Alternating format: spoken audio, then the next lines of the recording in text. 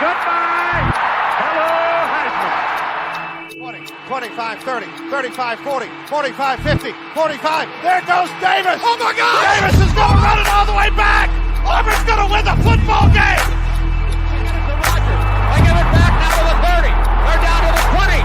All the band is out on the field. He's going to go into the end zone. Four-man Alabama rush.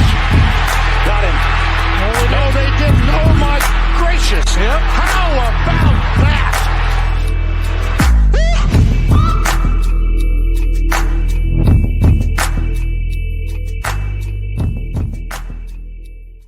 Well, hello and welcome to the Three Technique, a college football podcast at the intersection of the X's and O's and the Jimmies and the Joes. Fellas, it's national championship time. We have the Midwest Super Bowl.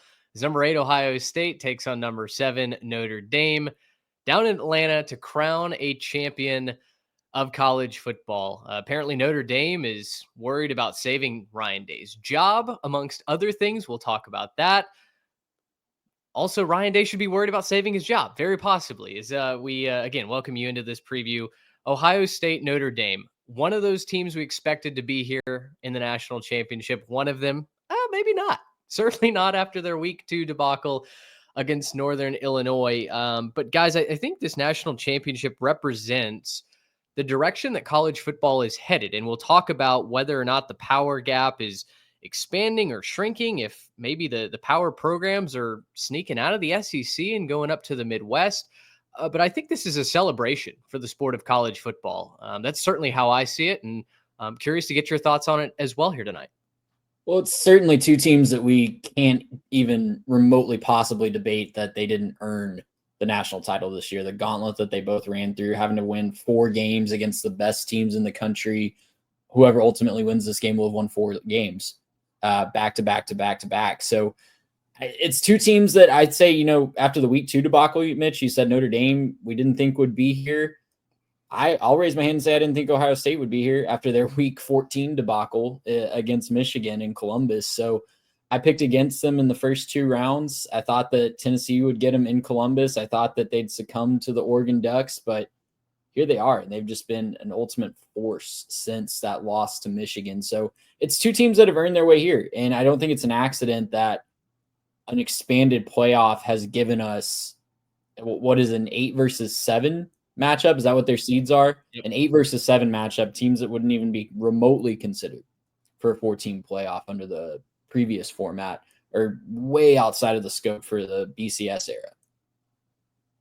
I think going off of that, the number one complaint, and I've been shocked that there have been complaints, to be quite honest, at this point in the season. After you're shocked college football fans are complaining? Well, listen, we all know that college football fans in general cannot be left unsupervised on the internet and given nice things. They spoil it too fast. But the complaint that I've seen magically, despite the quarterfinals, despite the drama that the semifinals brought us, and a national championship that is rife with storylines, is, guys, but the regular season didn't matter, apparently, because the 8 versus 7 team have a shot to win a national championship. Garrett, I mean, that sounds silly to me. I can't even make it through that statement without giggling a little bit. And yet there are people that are defending that. That's the hill that they've chosen to die on. I mean, I didn't necessarily mean to jump into this right off the bat, but,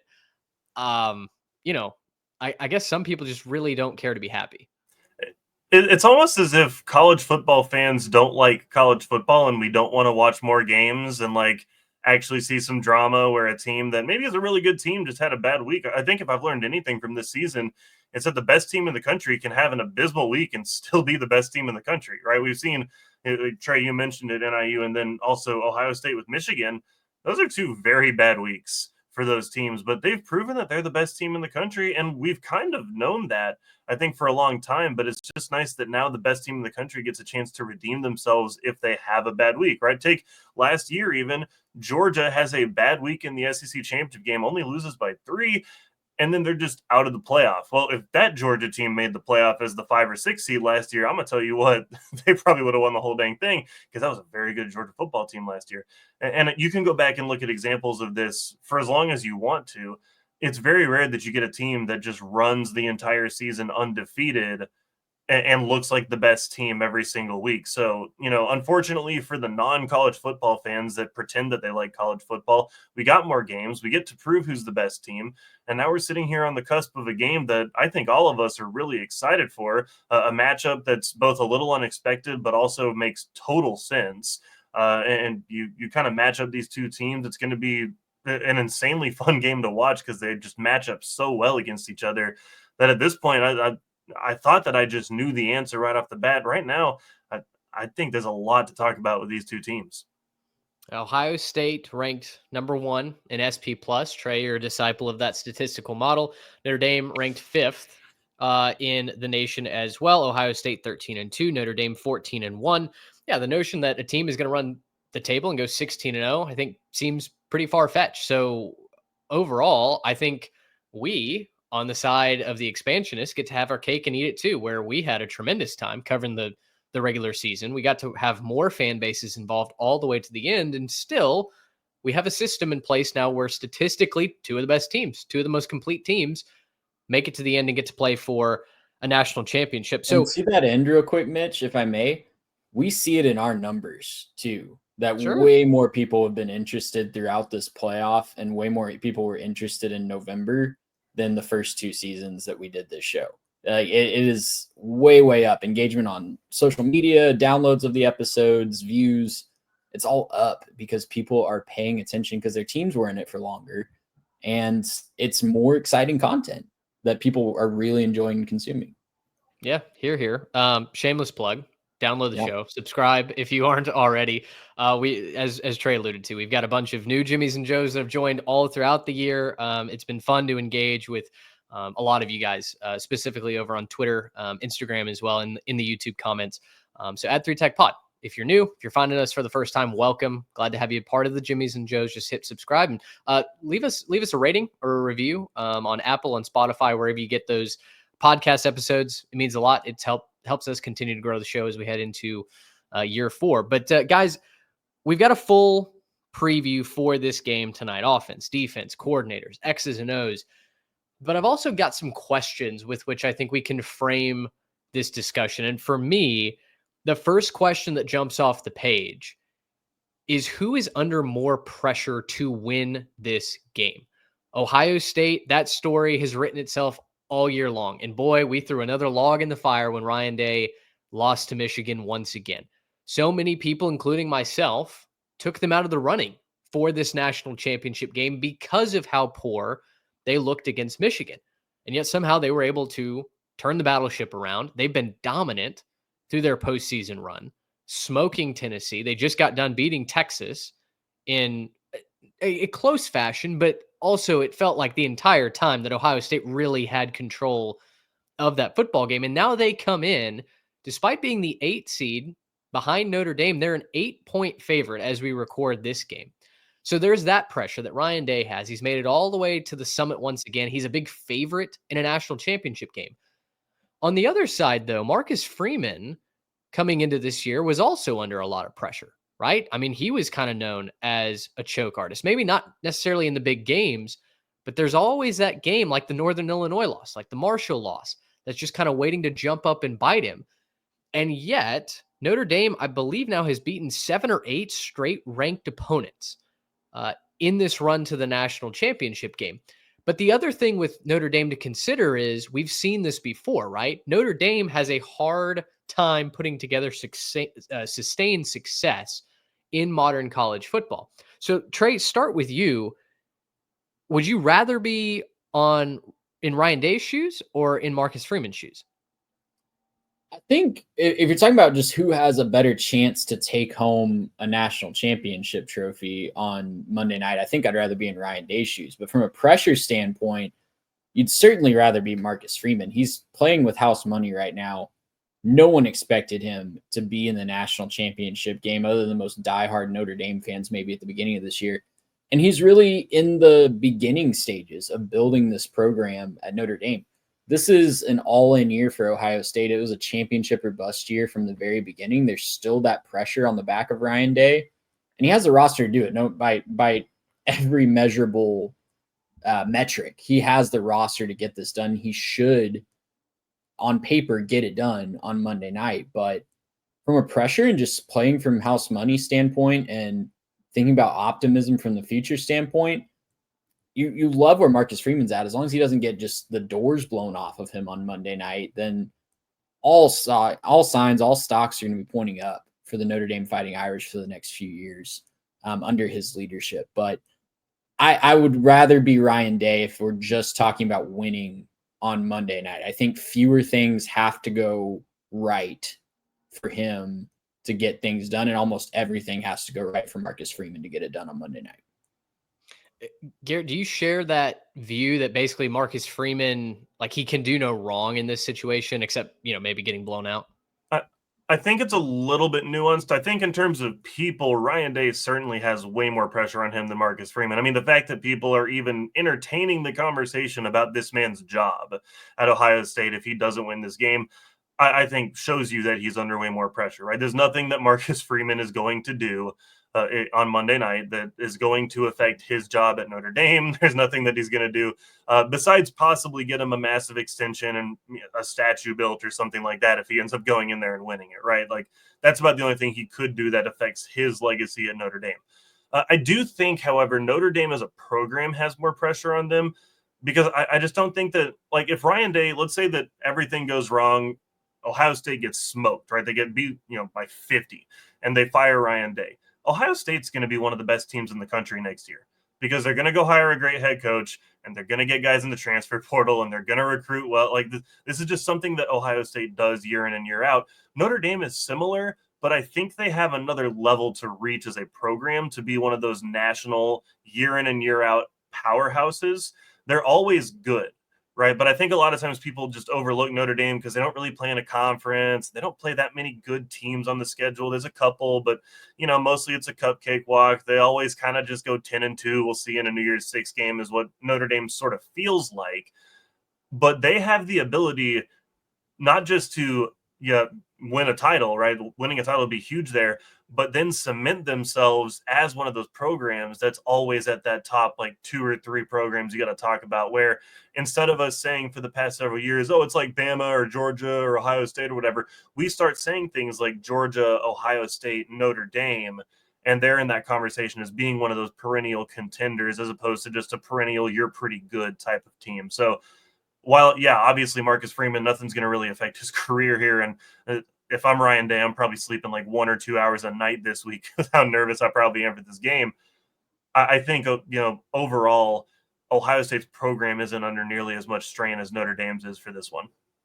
I think going along with that, a lot has been written over the last couple of days and weeks about Notre Dame being likable. And I think that's one of the most interesting things that I've read because I hadn't really thought about Notre Dame being likable or unlikable until someone, I think it might have been Stu Mandel at The Athletic, kind of addressed it first. And the more I read his article and realized that, I don't know that I haven't disliked Notre Dame. I disliked Brian Kelly at Notre Dame. And which is super valid. His head coaching position at Notre Dame made the whole university unlikable to me, right? Is someone who's not connected to Notre Dame whatsoever and just, has basic historical context that, Notre Dame can win 10 games, but they don't ever win a championship. They're just kind of like pretty good. Generation above us has a much higher disdain for Notre Dame as an institution, but yes, continue. I guess, I guess that's very fair. But for me, with no bone to pick with Notre Dame, realizing that Marcus Freeman has just come in and been extremely likable. And I think him taking some of those lumps early and surviving the criticism, right? Surviving the 10 men on the final play against Ohio State from a couple of years ago, surviving the loss to Marshall, surviving the loss to Northern Illinois, and in completely going scorched earth on the rest of the schedule.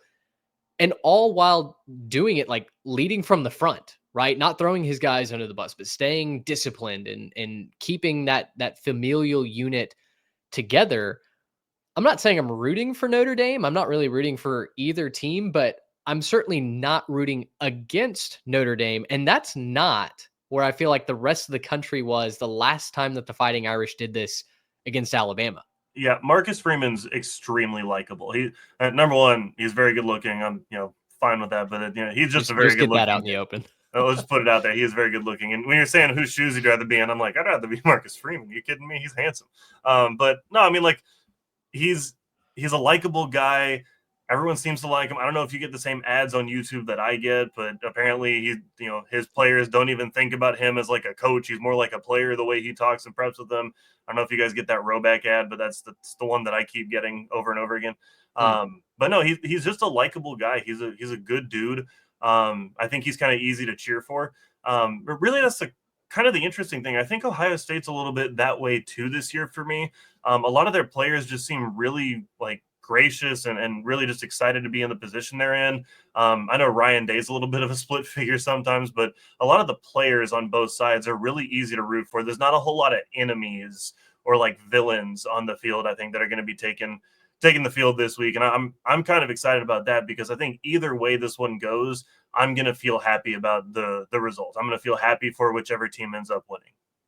Yeah, the biggest rivalry between like villain types might be Ryan Day and Lou Holtz, which I alluded to off the top. Lou Holtz out on Twitter earlier today said that basically the only way that Notre Dame loses this game, which mind you, they are 8-point underdogs as of recording this, but the only way that Notre Dame loses this is essentially if they do it intentionally to make sure that Ryan Day stays at Ohio State. So somebody go get Grandpa, put him in the chair. Come on, just those two have fired some verbal volleys over the years, but boy, that might be the most loose cannon take I've seen in quite some time.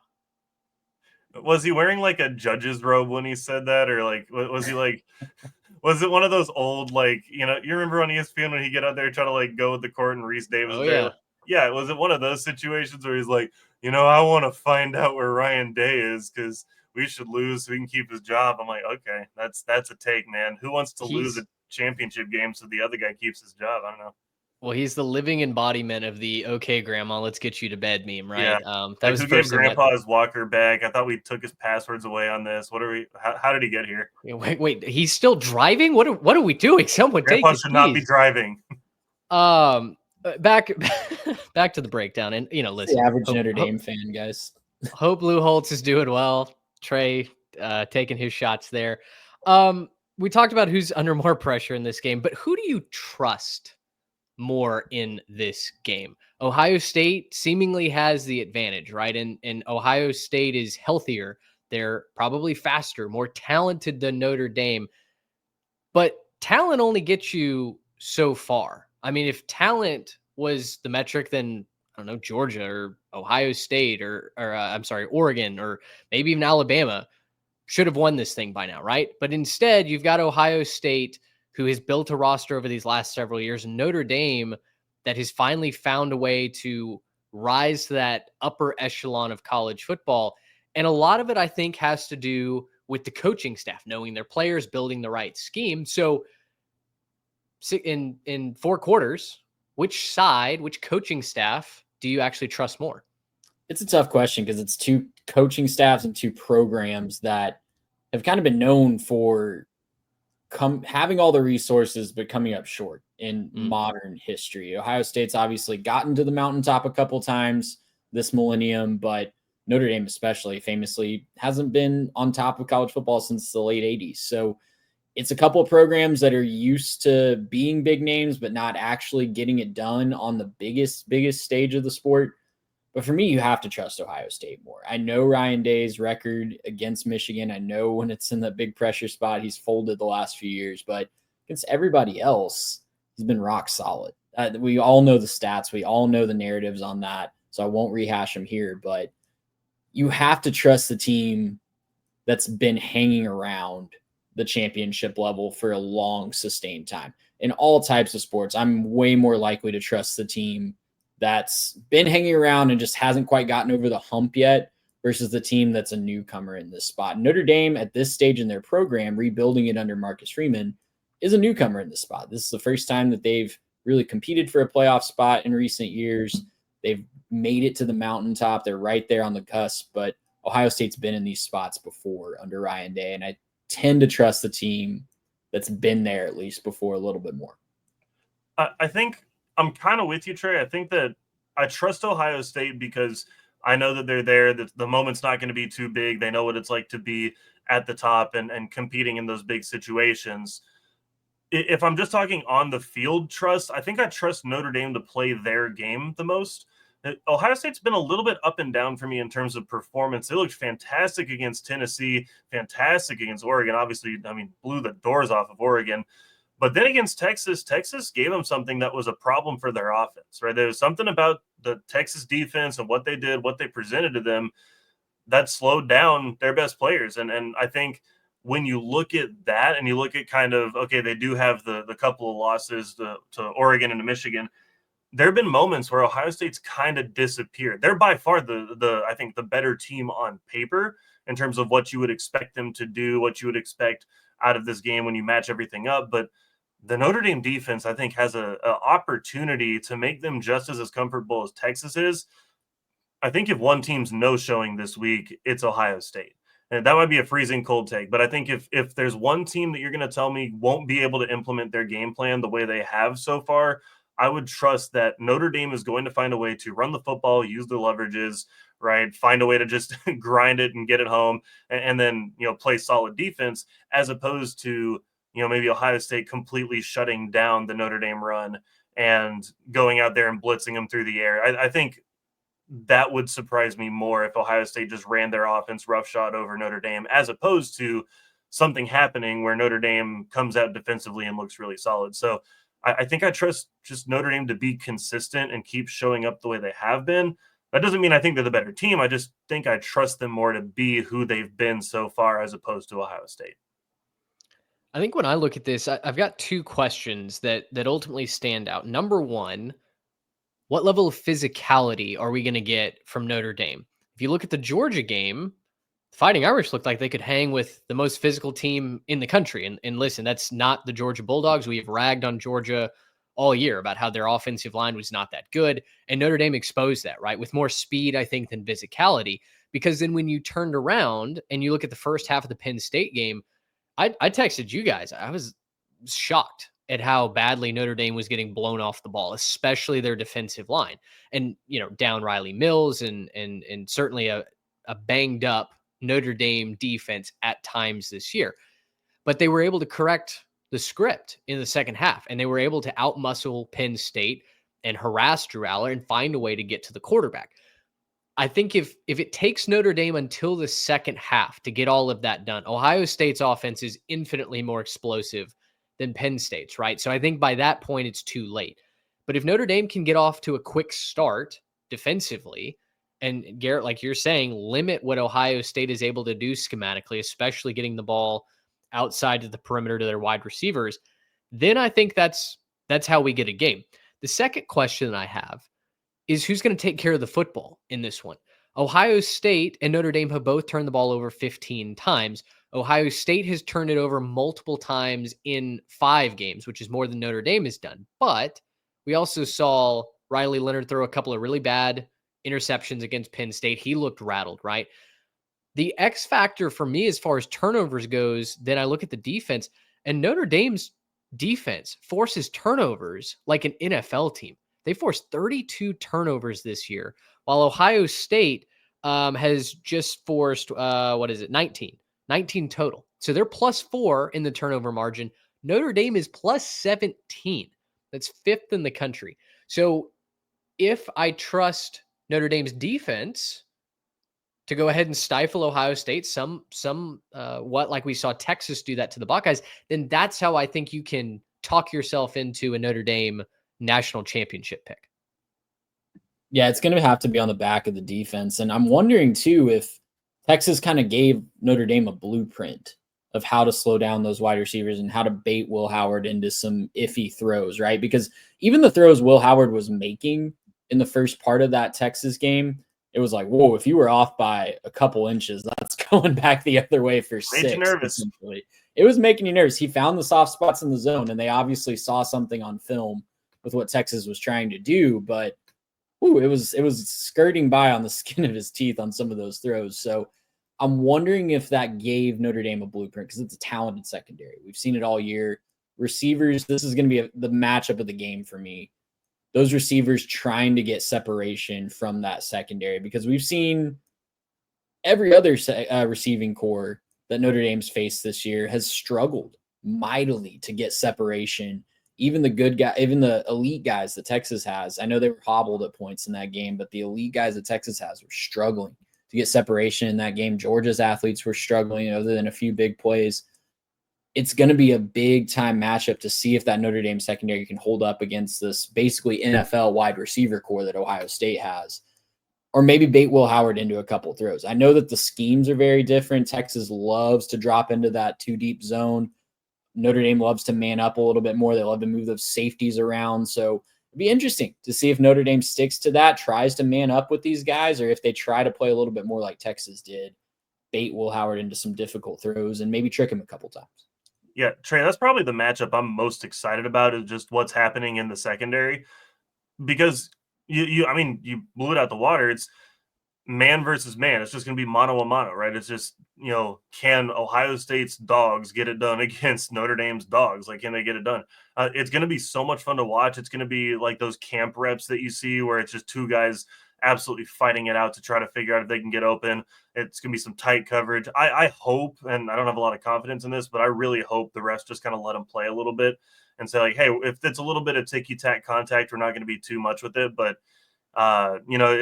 it could go the other way, and that would really ruin that matchup. But I think that's what I'm looking forward to most, is just seeing, hey, how well can Ohio State's guys get open against a secondary that's been so good. These are probably two of the better units in terms of like Ohio State receivers and then Notre Dame DBs. Those are probably two of the best units in the country this year, just among any talent group. And we get to see those go against each other. I think one matchup that I'm excited to watch, and you guys have danced around it, talking about the Jimmies and Joes on the field, I'm looking at the guys drawing up the X's and O's on the sideline. For Notre Dame, we've got Marcus Freeman and Al Golden. For Ohio State, we've got Jim Knowles. Truly one of the premier defensive coordinator battles in the country, right? And both of these guys have more film on the current opponent than in any other college football season in the sport's history, right? Like, there is no doubt what both teams do well, what both teams struggle with. And so as both of these guys, Golden and Knowles up in the booth, or I guess Golden's down on the field, but as they both look to move the chess pieces around the board, how does Notre Dame supplement their man defense, right? Because if Ohio State starts picking on a certain matchup, that's when the man defense can really fall apart. And I've already talked about Notre Dame having a little bit of a hobbled defensive line. Can guys like RJ Oben find ways to get around that Ohio State offensive line and make them look mortal again, similar to what we saw in the middle of the regular season? For Jim Knowles, man, he's disguised coverage so well this year, hasn't he? I mean, you look at clips against the Texas Longhorns. There was one that I saw where basically it was, there were 6 guys up near the line of scrimmage and only 3 of them rushed, but essentially they weren't any of the 3 that you kind of expected to rush. And Quinn throws an incompletion, having to just get the ball out as fast as he can. If Jim Knowles can do that again, Quinn Ewers, throwing the ball at least, is a much more superior quarterback to Riley Leonard. Now, I guess that's maybe the next place that we go with this breakdown. You've got Will Howard and Riley Leonard. Both have shown incredible ability. Leonard certainly more on the running side. Howard, he's made some incredible throws this postseason. Against Oregon, forget about it. Dotting up the Ducks secondary. But both are tremendously flawed, tremendously mortal at times. Trey, for Ohio State, the path to success has been keep Will Howard's pocket clean. Let him set his feet and throw the ball down the field. That seems to be all the more important when you've got tight windows against man-to-man coverage for the Fighting Irish that have just been suffocating passing attacks all year. And you've got a defensive line that is, while it's hobbled, is still full of athletes that can get after the quarterback. And we've seen that be an issue for a lot of teams this year. So, yeah, I mean, you're spot on. We've been talking about this every single Ohio State game in this playoff tournament. It feels like that offensive line finally got a chance to gel. They showed some cracks against Texas, against an elite defensive line. but keeping Will Howard clean is of the utmost importance. If he can stand there in the pocket and pick apart the defense, it's going to be a long day for Notre Dame. And I think that Ohio State's going to be able to put up a ton of points. But if they're able to somehow generate pressure with that hobbled defensive line, it can make things a lot more interesting. I think with the defensive line for Notre Dame specifically, I talked about RJ Oben, guys like Bryce Young coming off the edge, Jack Kaiser at the linebacker spot, rushing up the middle. But I think it's those three techniques. Roll credits. The guys right in the center for Notre Dame that are going to have to make a difference because you've lost Riley Mills from the interior, Donovan Hinnish, Howard Cross III. What can guys on the interior do to blow the pocket out from the inside out? I think that's what I'm intrigued to see, how Al Golden schemes that up and how he confuses the eyes of Will Howard, taking away that first read, making him pump, double clutch, reset his feet, and then giving the guys off the edge a chance to get home. Garrett, on the other side for Riley Leonard, it's been up and down, right? Because some of the times he looks like he's totally in command throwing the ball, and other times it kind of looks like he's creating as he goes. So what do you need to see from Riley Leonard early, I would think, rather than later, to get this job done? The big thing is if he can find a way to stretch the field somehow, I'm going to feel a lot better about Notre Dame's chances in this one. I don't think that's going to happen. I just don't see a world where Notre Dame just comes out slinging it, right? Just, they go, 80 yards down the field in a couple of plays and, huge passes to the. I just don't really see that being a part of their game plan, at least early. I think the big thing I want to see out of him, and this has been something I've noticed about him and something I've kind of just started saying about him, is he's just got some gladiator in there where he just kind of goes out there and says, I'm going to run through you if I have to. I don't care if I got to, squeeze and squirm. And there's a lot of that on that Notre Dame team overall. But man, like Riley Leonard, if they're going to win this game, he's going to have to gladiator them to the finish line on this one and just, put everything out there, leave his body out there. He's had a little injury prone at times. In the past, he's going to have to just, get him the body bag, get Mr. Miyagi out there, doing his thing to make sure that he can come back on a different drive. He's going to have to leave it all out there, and it's going to be running the football. He's going to have to run the football effectively. They're going to have to get their numbers. He's going to have to make good choices and picking his holes and cutting and going. But the big thing for me is just he's got to be smart with the football, right? You can't turn it over. That's like you were saying, Mitch, a little bit back. That's not something Ohio State does real well, is turn the ball over. You don't want to give them opportunities, right? Their offense is too good to give them short fields opportunities. You put them at 40 yards out there in striking distance, and they can score from anywhere. So I just don't think that's where you want to be. If you're Notre Dame, you want to sustain some drives. You want to, take the air out of the ball as much as you can. Safe throws, completions, and just be smart, right? He's a veteran quarterback. He's been playing for a while. He knows what he's doing. Just be smart with the football. Be smart with the game management. Let your defense, get out there. And then, if you got to take the punt, put them down there on the 5-yard line and make them go 95 yards to score. That's your formula, I think, if you're Notre Dame. So just smart with the football. And in that fourth quarter, when you need it, put your armor on, go be a gladiator, right? Just go out there, be a warrior, find those yards and punch it in to get your team over the hump. We'll spin it down and go to the running game now, because for Notre Dame, that's their bread and butter. That's their offensive identity, is give it to Jeremiah Love and let him create, right? Riley Leonard has done a good enough job this year, especially on those short yardage situations, finding the gaps, picking up first downs. But this offense is mostly explosive on the ground, right? All due respect to Jaden Greathouse snatching ankles and soles against Penn State, but that's what Notre Dame wants to do. Ohio State, Trey, really, really tough to run on, right? I mean, we saw Texas try and go around instead of through on that goal line stand. The Longhorns were not able to consistently run the ball against Ohio State. It put Quinn Ewers on an island. Oregon couldn't run the ball. It put Dylan Gabriel on an island, and that secondary was up to the task. This is a far less proficient aerial assault for Notre Dame.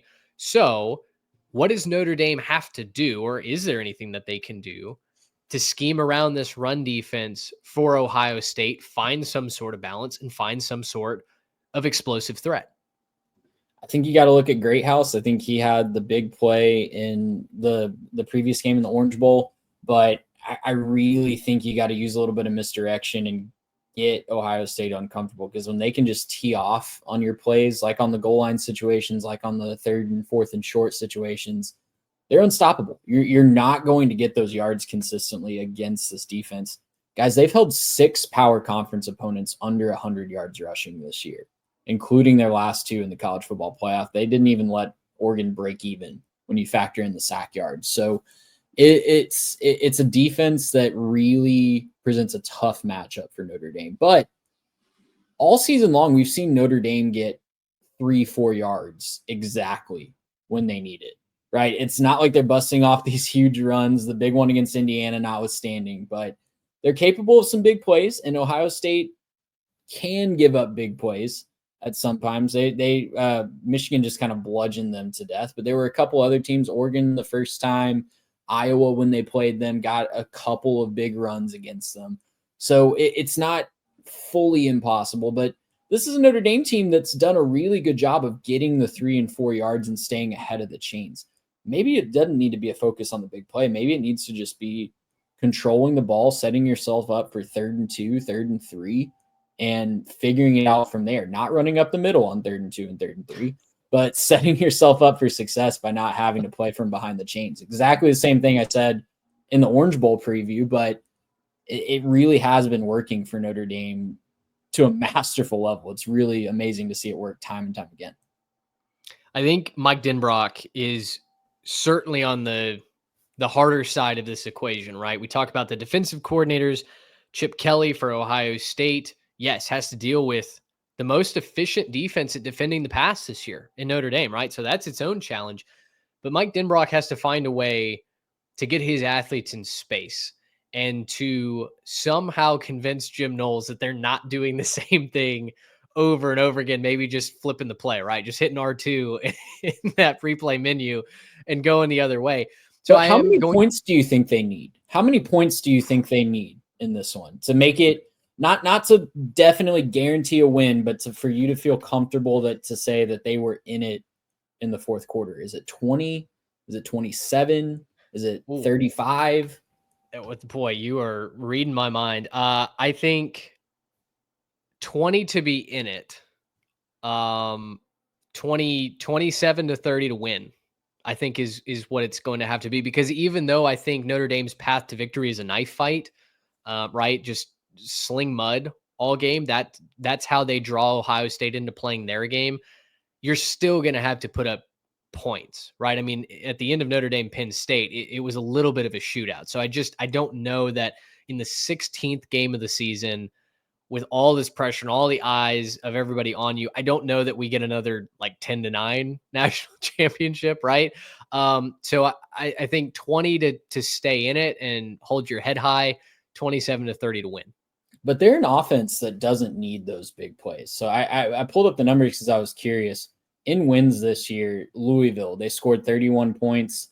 They had 5.2 yards per play. 6 is about average for an FBS team. And so this is like below average outputs. 5.2 yards per play against Louisville. Let's see, 5.6 against Georgia Tech in a win where they put up 31 points. 5.9 against Indiana where they put up 27. 4 against Georgia where they put up 23. And last week it was 5.3. So they're comfortable, I would say, in those situations where they're not getting the big explosive plays, and they're not terrified of a 3rd and 2. They probably should be against an Ohio State defense that doesn't give those up, but they are not terrified of a 3rd and 2, 3rd and 3. And Denbrock has shown that he can keep it a little bit spicy in those situations and keep it a little bit where the defense gets it. The longer that we talk about defense winning championships and less than above average offenses finding a way to grind out yards, the more that I think Iowa is like hoisting a championship banner in like 2030 or something like that. Like the template is there. And that's when everybody decides, okay, whoever can get an explosive offense again is going to win the national championship. That's right. It's just cyclical. It's just, we're going back to 3 yards in a cloud of dust, and then suddenly the air raid's going to be the championship caliber offense. No, I think those are all great points. And again, Notre Dame needs to be able to draw Ohio State into that, right? They've got to shorten this game. If it's track meet, they're going to lose, and they're probably going to lose big. But That's certainly the path to victory for Notre Dame. I guess last question before we get into X factors and make our pick, fellas. Is this the start of a shift of the powerhouses in college football to the Midwest? I mean, it kind of feels like the SEC had a down year. The Big Ten certainly took over. Is this a 1-year thing, or is this maybe leaning more towards a trend? I think I've gone back and forth on this. I really don't think it's so much a shift away as much as it is just like, and this is a hard thing to say, but the transfer portal really has been fantastic for college football, because when you look at the nation and who's kind of been playing and what teams have been relevant, there's so many more teams that are relevant, which means like all those teams in the Southeast that have been relevant are just joined by other teams, right? Like Illinois was a player this year. Illinois was an actual national team that you had to pay attention to and watch them win football games. And that's something that I don't think we're used to saying on a year in, year out basis. And you could go up and down the list. There's a lot of teams in the Midwest that have been playing a lot better football. And when you break them down, a lot of it has to do with the transfer portal and bringing in talent from all those guys who said they wanted to go play for Saban and Kirby, and then we're just second and third string and just sitting on the bench, not really getting their chance. All of a sudden you find these guys, popping up and being those guys in the Midwest. So I'm kind of excited to see how the competitive balance goes. I don't think that the SEC is like over. I just think that it's even now. I think that college football is a more evenly matched game. You're not going to see a whole lot of undefeated national champs, I don't think. We're not getting one this year. And I just don't think that we're going to see that as much as we had been seeing that, because it's no longer a foregone conclusion that the best players play in the South. It's a lot easier for great teams to crop up in other locations now. I got a lot of thoughts on this, and we're already 42 minutes into a podcast where we're previewing one game. So a lot of my thoughts, I think, are off-season big picture thoughts, but the SEC is in danger, in my opinion. And I think I have a little bit of data to back that up that I've been kind of casually researching. Excited to present that in the offseason, but sweet. Big Ten has been killing realignment. Big Ten has been killing TV contracts. Big Ten has been doing a lot of dirty work behind the scenes to put themselves in a really good position to be the ones making the decisions when inevitably this whole thing blows up again in a few years. So if I'm in the SEC right now, I'm not loving how my leadership has handled realignment and how they've kind of rested on the laurels of the past. And I'll just leave it at that. All right. Trey's column on why Kentucky and Mississippi State should go to the Sun Belt.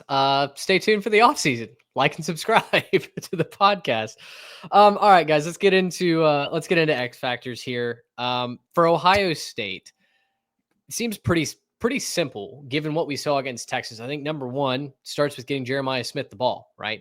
1 catch, 3 yards was a non-factor against the Longhorns. Now, you had national outlets like On3 posting stuff saying, look at how Texas is defending Jeremiah Smith and putting 3 guys on him. And it's really just a cover 4 shell. And they cut the outside wide receiver out of the picture because that's what they do. But I think it has to start with getting Jeremiah Smith the ball in space. And I think part of that comes with the motion that you're going to have to create, right? Against man coverage, you've got to find ways to give your wide receiver any ability to get off the line of scrimmage. Notre Dame not only likes to play man, but they like to play press, right? They're going to come up and jam you at the line of scrimmage and hope that their pass rush can get to the quarterback before your wide receiver gets open. Similarly, with that, Will Howard's got to keep that pocket clean. He's got to have his feet pointed in the right direction down the field. Otherwise, we've seen it get ugly, right? And so I think those are the 2 big things for me offensively for Ohio State. What do you guys see as keys for the Buckeyes to win on Monday night?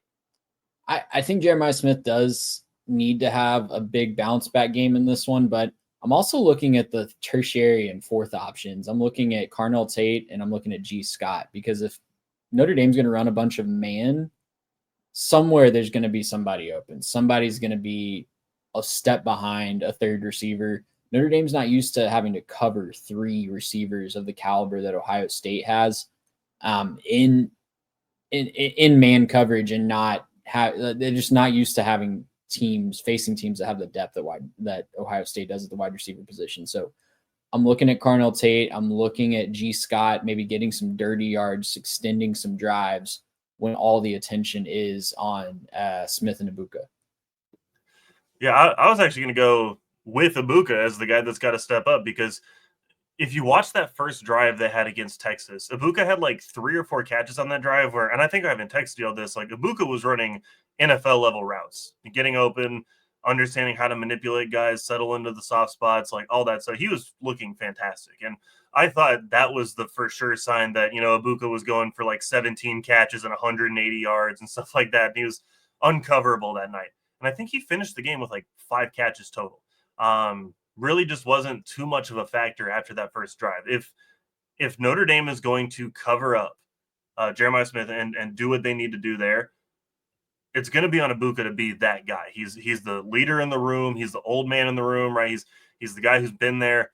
He's got to be the guy to step up and say, yeah, this is my moment. This is my time to do what I have to do to put my team over the top. He's going to have to step up and run those routes and win his battle against whoever he's lined up against. I don't care if it's press man. I don't care if he's talented. You have to find a way to win your battle if you're Ibuka, because I don't want to have to depend on my 3rd and 4th guy, right? Like, and as much as you want to say that those guys would be ready to go, they're 3rd and 4th for a reason. It's because they're not as dynamic as your top guys. When number 1's covered up, number 2, it's your time to shine. For Notre Dame, give me one thing that they've got to do well to stay in this game, right? I mean, we talked about the running game. We talked about Riley Leonard taking care of the football. Like, what is the X factor that Denbrock is going to have to bring to the table to beat the Buckeyes on Monday night? I'm looking at the offensive line, because for all the talk of Ohio State's patchwork situation on the offensive line, Notre Dame has had some brutal injury luck on the offensive line this year. So I'm looking at guys that, filling in at the tackle position. I'm looking at Tosh Baker. I'm looking at some of the guys that are and the guy's name is escaping me, but he just came back from the injury at the beginning of the season, played a little bit against Georgia, I think. But the guys that are filling in on that offensive line and still coming together and figuring it out, they've got a tall task ahead of them. If they can just fit off that Ohio State defensive line, give Riley Leonard a little bit of time in those passing situations, they've got to find a way to stay on the field and not give Ohio State's defense a bunch of 3 and outs. So I think it's going to come down to the offensive line. If they can hold up, if they can pull something off, Notre Dame's going to be in this game. Yeah, for me, it's going to come down to, on the offensive side at least, it's going to be Jaden Greathouse having to have a game, right? Because they're going to need a wide receiver to step up in some way. You're not going to be able to have, 3rd and 4 or 3rd and 3 all night. You're going to have some 3rd and 7, 3rd and 8s where you need to extend a drive. And Riley Leonard can get them the ball if they're open, if they can, we've said a couple times, snatch ankles and snatch souls. If Jaden Greathouse can do that, 1 or 2 times in this game to extend a drive when it's, bad situation as a false start somewhere in there, and now you're looking at 3rd and 13. If you can extend some of those drives, keep Ohio State off the field, get their offense out of a rhythm, do some of that, I think you're going to find that Notre Dame's going to have a lot more success. For Notre Dame on the defense, though, I don't know if we want to jump straight to the defense. It's going to have to be a Jack Kaiser legacy game. I think that with everything going on up front, with the defensive line, the way that Notre Dame's had it, they've been fantastic. Little bit maybe to be desired in a couple of moments, but they've been great. Jack Kai's going to have to make great decisions about which hole to pick. Going to have to be great with his eyes, know when the running backs are going out on a screen, and not let them take it 70-something yards to the house like they did against Texas, right? You're going to have to find ways to cover that stuff up, make good calls, get out in the flats, tackle receivers. Like, he's going to have the game of his life. He's been there forever. He's, son of Notre Dame football right now, an absolute star child, can't do anything wrong. But he's going to have to do just about everything right to keep this Ohio State offense in check and end up, hoisting the trophy at the end of it. Yeah, I think great segue into the defense. I think for me, for Notre Dame, it's bend don't break, right? And you've got to limit the explosive plays from Ohio State. You have to shorten the game and keep this in a relatively low scoring affair. If Ohio State can just start passing for touchdowns and getting big chunk plays, I don't know that they can keep up. Fortunately, that's the strength of this Notre Dame defense. So if they can shorten the game, keep it a rock fight, get some pressure on Will Howard, I love their ability to stay in this game. For Ohio State, I think get ahead of the down and distance marker, right? Get some early loss plays for Notre Dame, make them go the long way around because Trey, their offense is set up to win most of the time, the 3rd and 3, 3rd and 2 situation, right?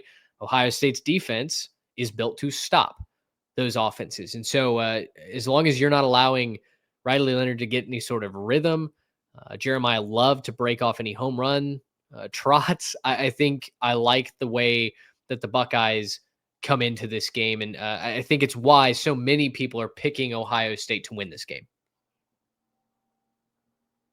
Yeah, I think you're absolutely right. And I think that there's just more horses. If we want to get into predictions, I think I can lead off here. Yeah. I've got Ohio State winning this one 34-20. I think they too many horses for Notre Dame to keep up. I think it's going to be a really hard fought defensive battle at first, but just like what we saw in the Texas game, I think Ohio State makes a few more big plays to make the score look a little bit more lopsided than it actually was. Pulls away, covers the spread, and Ryan Day gets a few months off of the heat in the offseason. Then it's right back on him the first time they play a close game next year. I like it. I also am going to take Ohio State. I think Notre Dame has done so many things tremendously well, and I am expecting a good game. I think that's just the DNA of this team. I don't know. They had every opportunity to just kind of quit, to pack it up, to say, man, we got close against Penn State right at halftime. And instead they bowed up. They came out and they gave it right back to the Nittany Lions. I think explosiveness certainly weighs into this. And so that's why I'm ultimately going to take Ohio State 27-20. But I like Notre Dame's ability to keep Chip Kelly uncomfortable, to keep him guessing a little bit, make him really reach into that bag of tricks in order to score points. Yeah, guys, I'm going to be mad at myself for this. But I think I'm going to pull a Ruxin, and I'm going to pivot last minute. I've been talking all week about this one as Ohio State's got this one in the bag. And this whole conversation we've had, I've just kind of been slowly shifting. Oh, that is a good point. Notre Dame might actually have an advantage there. Oh, actually, now that I think about it, blah, blah. I'm going to go ahead and say Notre Dame pulls the upset. I'm going to say they're going to win this one 27-24, and they're just going to find a way to do it. I think national title games are all about heroes, right? It's all about finding a guy to be the hero. Very rarely is it just a system that works, right? Sometimes it's just this team is the best team, but a lot of times it's just your guy went out there and pulled it off, right? I'm thinking Vince Young. I'm thinking Cam Newton. I'm thinking, there's plenty of examples you can go through and just find the guy who was the guy who put it on his back. And I'm going to take Riley Leonard to be that guy in this game and just find a way. If it's a long run that extends a drive, if it's just, barreling through guys and getting your numbers and doing what you have to do to find a way to win this game, I think they're just going to find a way. There's just something about the luck of the Irish right now. I'm feeling it a little bit right now. Again, I've thought it was Ohio State the whole time. They've got the better team, but I think that defense is going to be effective, man. I think they're going to find a way to really frustrate the Ohio State wide receivers with their coverage. They're going to get them out of their rhythm, and then they're going to give that ball back to the offense, and the offense is going to stay on the field for like 5, 6, 7 minutes. And even if they don't punch it in, they're going to go get 3. And even if they don't get 3, they're going to pin them back at the 5-yard line, keep them out of their rhythm, and find a way to make them go 3 and out. Just a couple of times. They don't have to do it all night, just a couple of times. I think Notre Dame's going to find a way to pull it off. I could be totally wrong. I do think Ohio State's the better team. I do think that, just because I'm pulling a Ruxin and just kind of flipping at the last minute, they're going to go win this one by 50. But I'm just feeling something about the Irish. I'm going to go on a gut instinct on this one. I think they're going to find a way, find that inspiration, find that last little bit of gear in there, and they're going to find a way to pull it off and hoist the trophy. You had Miracle on Ice vibes there until you backtracked and kind of asterisks the whole pick. I was ready to run through a wall with you. I'm fully acknowledging Ohio State on paper should win this football game. There's every reason to pick them right now. But I think there is something about leadership too. I think Marcus Freeman gets his stuff out of his guy. If they're down 10 at halftime, I still feel like they're in this game, even if it's been abysmal, even if it's 13-3 and they've barely put points on the board. I just think Freeman's going to find a way to go tell him the right thing to do. And he's going to find a way to get what he needs out of his guys. Find an extra play, find a special something, turn the ball over once or twice for Ohio State, right? Get the ball back a couple times. I'm just kind of believing a little bit. And maybe this blows up in my face. I don't know. But we've also seen those dominant defenses win championships the last several years, right? Like even last year with Michigan, a lot of people picking Washington to win. They had the offense and Penix and Roma Dunze and all those dogs, and they were talking this offense is going to run roughshod. And even last year, I was like, I think Michigan's got something there with that defense. They're just going to kind of clamp them down, shut them down, and frustrate them. If Notre Dame plays the Michigan style, hold on to the football, punch them in the mouth, right? Just get there in their face, make it low scoring, frustrate them. I think that's their style of football, and it worked already this year against Ohio State. I'm a little bit more full-throated on this one. I think Notre Dame wins this one. Yeah, 27-24, last-minute heroic field goal from Jeter. Something awesome. Heroes get remembered, legends never die. That kind of thing. That's what I'll use for the Twitter clip. That one, second take. Yeah, I mean, I think I can't remember if I wrote in a Twitter thread or if I wrote in an article on our Substack a couple of weeks ago that I felt like Marcus Freeman was a top 5 coach in college football, not necessarily because of accolades, but just what I saw from him, what his team believed about him and what he was building at Notre Dame. And I got a little bit of pushback on it. And I think if I said that again, I would still get pushback on it, right? I mean, like if this ends up being a Twitter clip, I'm sure there will be people that disagree with me, and that's totally fine.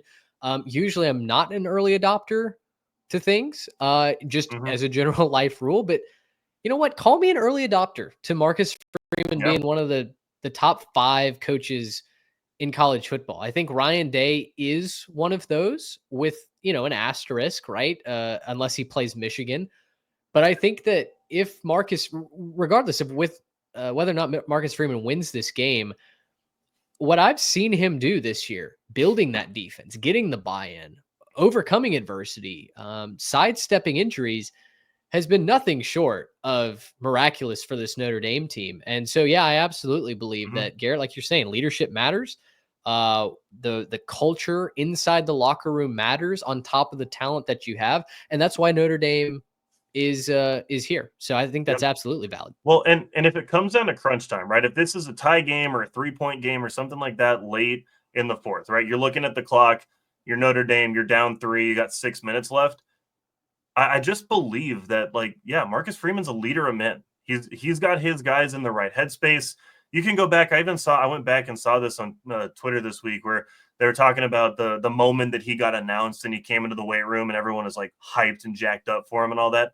That was a cool moment because it showed like his players believe. There's still some of those players on this team from that moment where they believed in them, like in their guy. That's what they want to. They want to go play for him. They want to go win this one for him. And I think whatever he says is basically gospel in that locker room, right? He says like, this is how we're going to play. And all his players are completely bought in. And I think that's not nothing, right? There's something to being the genius, right? There's something to being the guy who can scheme up the offense of something. A lot of us hold, even Steve Sarkisian in that regard. His team didn't make it here. A lot of people talk about the ace recruiters. There's guys at, Georgia, Kirby can get whoever he wants and all that. Georgia didn't make it here, right? But who made it here is the guy who looked at his guys in the face and said, we're going to play our game and we're going to find our way out on top. So, I think I just believe in Notre Dame, right? I think right now, if I'm looking at it, I think one of these teams needs to get that motivational something with 6 minutes left in the fourth quarter. I'd much rather be in the Notre Dame huddle than the Ohio State huddle. And I think that has to be worth something. And I think it's what you need in those big moments to come up with that big play. You run a little faster, you jump a little higher, you hit the guy across me a little bit harder because you just believe. And I think that's what it's going to come down to taking. I don't think this one's going to be that big of a blowout. Trey, do you know what my picks are so far this playoff? Are you undefeated? I am undefeated. I'm 10-0, baby. Right. So we're putting it all on the line. I think the only two I've missed were involving Ohio State. So Tennessee and Oregon, right? I think I picked Tennessee and Oregon. I don't think I went all the way to picking SMU. I could be wrong. Somebody could have the receipt on that, but I think remember. The only ones I've been wrong on are involving Ohio State. So you were pulling a me from last year. I was out on Washington in the conference championship game and in the semifinal game, and then I flipped to them in a national championship, and Michigan won. So congratulations, Notre Dame. I think is what wins championships, and they're also going to be running out there in a Navy jersey. I'm just saying. Man. All right. That's a problem for Ohio State. We've cracked the code. So our congratulations to the Catholics and our condolences to Buckeye Nation for getting this Mrs. Ryan Day for her finding a new home shortly after he gets fired in the national championship. I hear she was spotted looking at real estate in like South Lake and Highland Park for a job that might be open in Arlington. So hey, now Randy Allen's a national treasure, sir. He's not going anywhere. He's going to live forever. All right. I think that about does it. An hour in on a national championship. That's got to be a record for our show.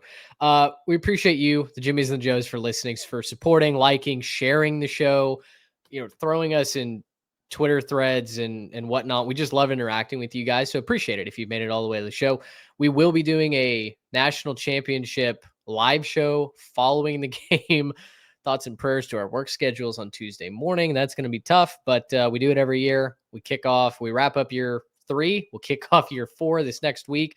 And we're just honored to be in the position that we are from listeners like you. So big shout out to you guys. Shout out to Home Field and Baller Pickleball for sponsoring the show this year.